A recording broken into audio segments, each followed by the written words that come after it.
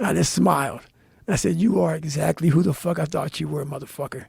And so we went out, tested each other, man. Good day, went to the gym, worked out hard, went and got some steak. Same day.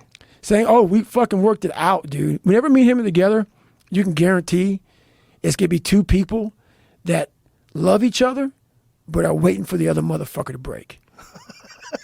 100%, dude. It's like this thing in the back of your head, okay, maybe this will break them. Maybe this will break them. So we haven't broken each other yet, but I'm sure the day will come.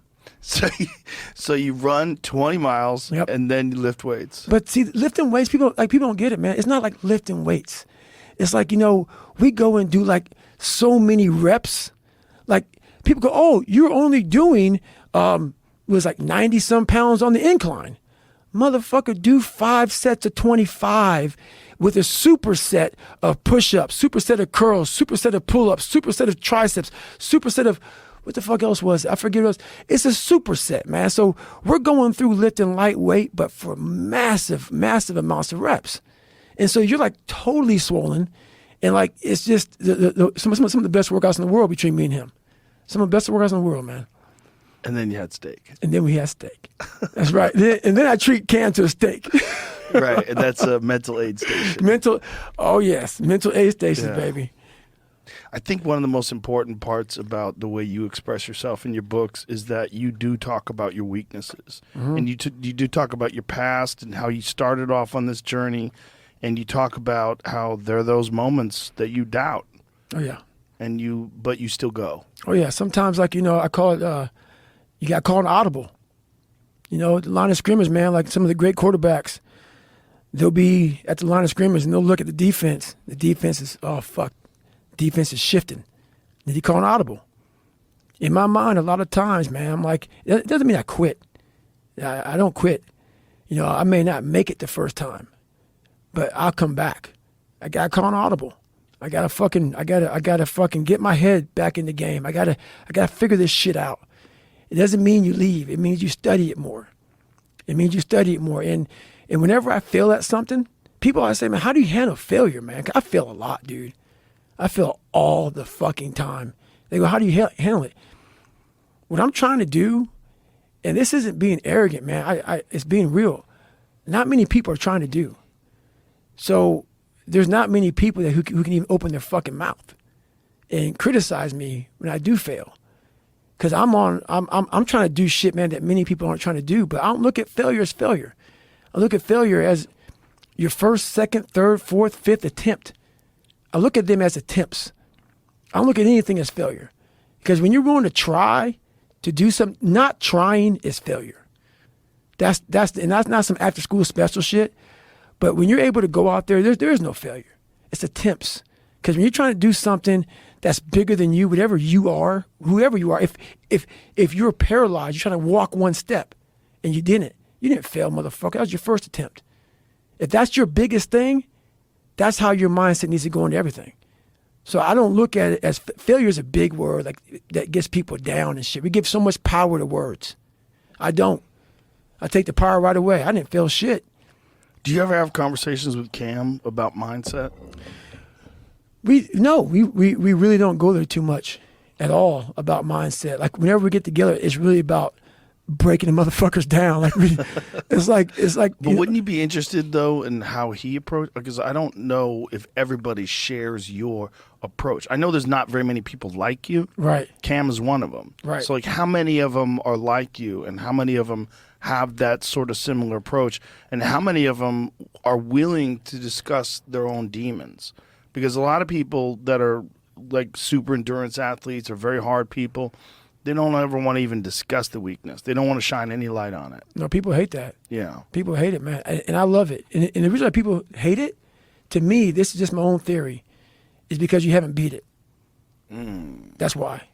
People go, man, why are you so open and vulnerable? I'll tell you everything I lied about, everything I fucked up with, everything. I'll tell you everything. I'm an open fucking book. I don't give a fuck. The only reason why I don't give a fuck anymore is because I overcame it and I beat it. So now I'm willing to talk about it. Why most people aren't willing to go to that darkness and that vulnerability is because they're still dealing with it. When people who have overcome it, they're open fucking book, bro. Because they're proud. They're fucking proud. That's why I speak, man, why are you always yelling? Guys, fuck you. That's how I talk, bitch. Because I'm proud, motherfucker. You know what I'm saying? I'm a proud motherfucker, man. Yeah. And it's not proud like, look at me. It's like, motherfucker, I know where I fucking came from, bitch. I shouldn't be here right now talking to you. Shouldn't be talking to you, motherfucker. I shouldn't be here. I'm just a fat, sloppy motherfucker. I'm proud. So I'm able to tell you, I was fucked up. Many people can't. Because that's a common thing that people say when I interview them after fights. Like, I'm not supposed to be here. This is not supposed to happen to me. There's a common thing when I've had conversations with people, and they've won a big fight, they've had this big event. Right. They say I wasn't supposed to be here. Right. Statistically, like Chris Gutierrez just said that last UFC fight when I interviewed him. It's like, I'm not supposed to be here. Right. Probably because they come from a bad place. Exactly. And when you're in a bad, especially when you're young, we develop self-esteem, by the age of 7. If you're not good by the age of 7 or 8 years old, you have a good chance of being fucked the rest of your life. Yeah. So if your parents or you came up wrong, and then 7 or 8, if you don't have the self-esteem, but you fucking grind, you're like, I want to be better. When you get to that UFC championship, or you get to where I got, or where I am, it's almost like you can't believe the journey. Like I talk about in that fucking VFW, and I'm in the first chapter of that book, man. I'm sitting in that audience with all those fucking people, and I'm about to get the Americanism Award, and I was grinding so hard I never took time to reflect on my life, and this was like time to reflect, and I was all kind of fucked up. Man, I got on stage, man, just fucking cried for like 59 seconds, and it was such an emotional moment for me that I fucking did what I did. And I overcame it. And it was alone, man. A lot of people have fucking like teammates and fucking like, family push. My mom was struggling, bro. She was struggling. So it was like me and my mom. And so it was a lot of just me. So when you're waking up every morning by yourself and you're fucking getting after it by yourself, and it's the hidden work. People see a 1 minute video of me running and shit, and like these fighters, They see during the fight or after the fight. They don't see these motherfuckers, man, what they deal with every fucking day. I'm not good enough. I'm not good enough. I shouldn't be here. Because every day, even though they're fucking the best in the world, that little motherfucker at 7 or 8 years old is still in there saying, oh, man, we don't have something. Man, we're not good enough. We shouldn't be here. So you're always fighting that motherfucker. Even though you beat it, you never truly beat it. So when they get on stage and they're talking to Joe Rogan, it's not even real. It's not even real. All those mornings that you didn't want to fucking get up, and I look at it as like a fucking, like a rock, and you find this fucking rock, and that rock is you. And every day you fucking fight, not wanting to get up, and you do anyway. You chip another piece off that